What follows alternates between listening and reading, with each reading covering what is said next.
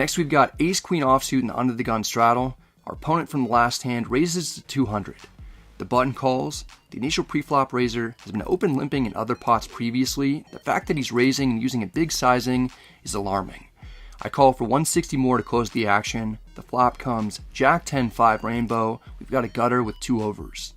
I check. The middle position player fires for 300 without skipping a beat. When people act this quickly, it seems suspicious. The button folds. We're relatively strong and we have a draw to the nuts. I call. We're off to the turn. The dealer puts out another jack. There are 2 hearts on the board. I check.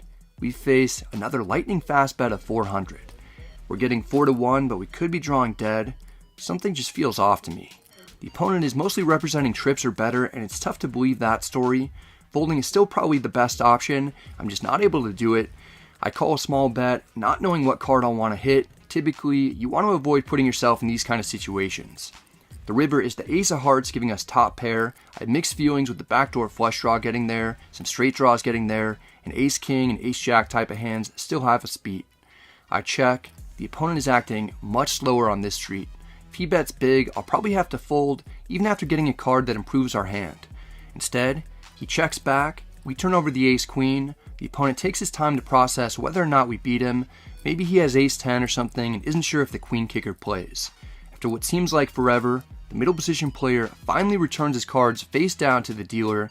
I probably got lucky on the river to beat pocket kings, pocket queens, or ace 10. It's also possible that the opponent had some random holding that we were ahead of the entire way because I wouldn't have expected him to bet the turn for value that often without trips, and he obviously didn't have that.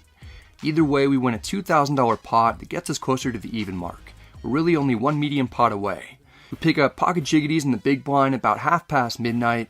Under the gun +1 takes a gander at his cards. He likes them, just not enough to raise this time. He limps in for 40. The player on his left is next to act. He raises to 200, presumably to isolate the limper. This hand is set up somewhat similarly to the pocket 10s hand when I got 4-bet jammed on for piles.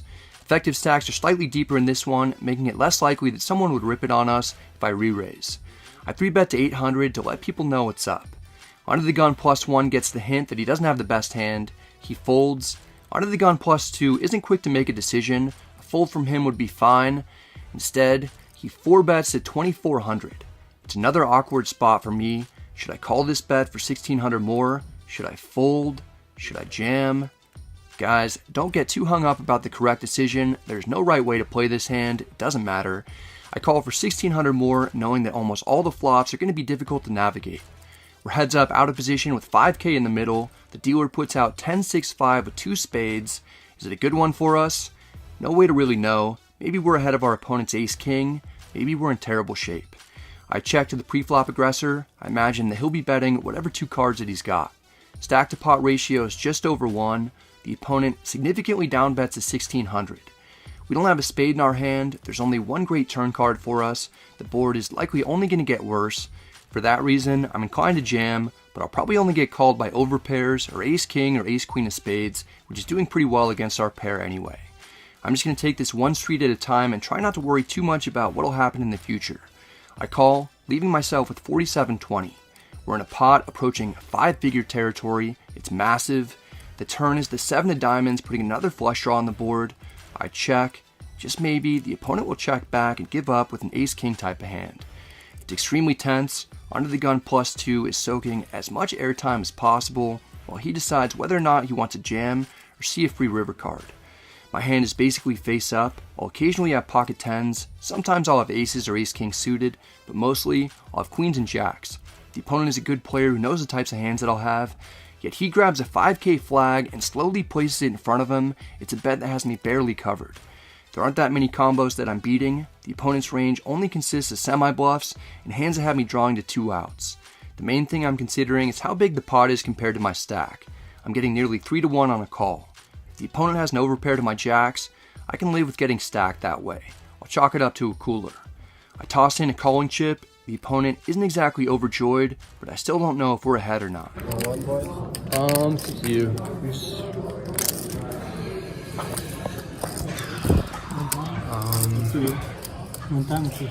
Let's see here. The opponent has ace-king of spades. I'm thrilled to see that we got it in good, but we're not out of the woods yet. the opponent can hit 1 of 9 spades or 6 cards that'll give him a better pair. He's going to win this 34% of the time. It's a pot of almost $18,000. It's the biggest cash game pot that I've played in a while. I've got 100% on myself with a big decision to make. Ultimately, I'm not here to chop pots. I'm here to win. Let's just go once. It's better for the vlog. We're going one time for everything. We're either going to win a massive pot to be up several thousand, or we're going to get stacked. It's all coming down to one card. The river is the deuce of clubs. It makes my heart sink to my stomach for a second before I'm able to process that it's not a spade. Running it once pays off big time. It's the largest pot that I've ever won at Win. We get a full double up from a talented player. The table won't let me get away with taking down the pot without cracking some jokes. Good call, sir. Thanks.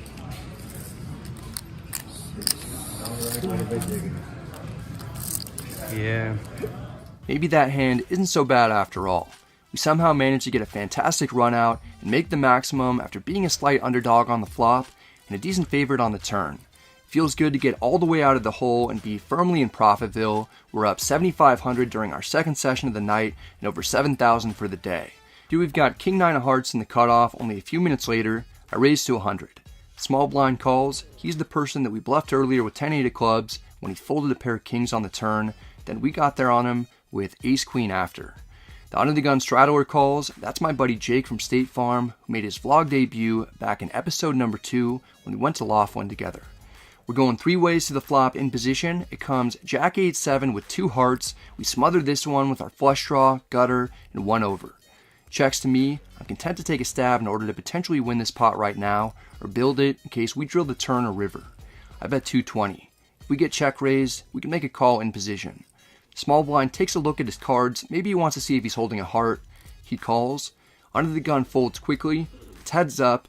The turn is the 6 of diamonds, putting a second flush draw on the board and giving us an open-ended straight draw. The small blind will not be put in a box. You don't really want to be putting people in boxes anyway. He leads for 600. This is an interesting line that's a bit unorthodox. We've got removal to the nuts. A heart, 5, or 10 should give us the best hand as well. I call to see if we can get there. We're 80% there, just not quite all the way. The river is the 4 of diamonds. The backdoor flush gets there, and there's now 4 to the straight on board. Just not a straight that we've got. I'm totally disappointed in the run out. It feels like I just tried to buy a $20 copper engravement of Lincoln on eBay and was sent a penny in return. The small blind may not like this river though. He slows down his horses and checks. I can still rep strong hands like straights and flushes. So far, I played this like I had a big draw because I absolutely did. A ton of draws got there on the river. I happen to miss all of them, but the opponent doesn't know that, and I sense fear. I bet 1,100 to fold out all 1-pair hands and maybe some better ace-x of hearts hands. This even puts 2-pair holdings in a tough spot. I didn't make it that much, so it kind of looks like I want to get called, which is even scarier. The small blind makes the fold once more when we need him to. He's probably getting tired of us getting the best of him. It's a fairly substantial pot that we steal with what's the worst hand that we'll have in this situation. We're up almost 9,000 and we're still going. Now eventually I couldn't hold it in and I had to tell him that I bluffed him, but he really got the last laugh as he was seen a couple days later on the corner of Eastern and Horizon in Henderson holding this sign. It's easy to kind of write it off as someone who's just angry at me, but as you'll see in this video, he makes some pretty good points. Why? Why is he ruining poker? Why is he ruining our children?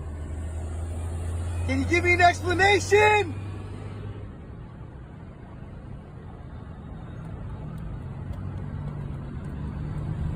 We pick up ace-queen suited in the small blind. I would have preferred to pick it up on the button rather than have to potentially play out of position. We can't get it all though. I'm glad to have a premium starting hand. I raise to 200. Our boy is in the under the gun straddle. He can't seem to beat us. That won't stop him from trying. He calls. I had a feeling he might. We're heads up out of position. Can we hit a royal flush again like we did in the last vlog? No, that'll probably never happen on film for us as long as we live, but the dealer puts out ace-6-5 with 2 spades. We've got top pair and a great kicker. I check for deception. If the opponent has it out for us like I think he does, he might take a stab as a bluff. No bite. He checks back. We at least gain information indicating that we almost for sure have the best hand. The turn is the Queen of Hearts, giving us definitely the best hand. After improving the top 2 pair, we can't miss another opportunity to put money in the pot. I bet 200 is a little feeler bet to get the wheels in motion. It shouldn't look too intimidating, and it's not. The opponent calls, maybe drawing dead. The river is the 7 of hearts, some unlikely straights get there. Really, it's pretty safe though. Given my history with this opponent, I swing for the fences and overbet 1100. Under the gun has folded the previous 2 times to my river bets. I know it's been frustrating for him. He'll probably feel like he's getting run over if he doesn't call here. I obviously can't have it all the time. And I don't, but I didn't have it the other times, and I do now. Under the gun pays to find out the bad news. We show him top 2 for a clean sweep and hands played against this particular opponent.